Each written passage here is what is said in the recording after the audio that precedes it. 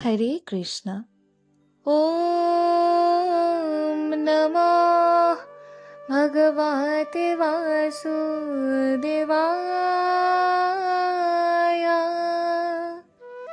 श्रीमद्भगवद्गीता एकादश अध्याय विश्वरूप दर्शन योग श्लोक नं 19।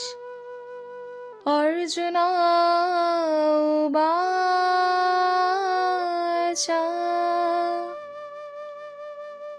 अनादिमध्यान्तमनन्तवीर्यम् अनन्तबाहुं शशिसूर्यनेत्रम्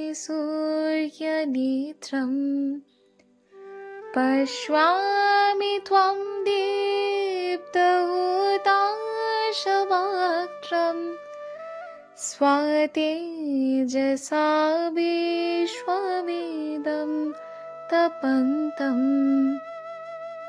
অনুবাদ: তোমার আদি, মধ্য ও অন্ত নেই। তুমি অনন্ত বীর্যশালী ও অসংখ্য বাহু বিশিষ্ট, এবং চন্দ্র ও সূর্য তোমার নেত্রদ্বয়। তোমার মুখ থেকে প্রজ্বলিত অগ্নি নির্গত হচ্ছে এবং তুমি স্বীয় তেজ দ্বারা সমস্ত জগৎকে সন্তপ্ত করছো। হরে কৃষ্ণ।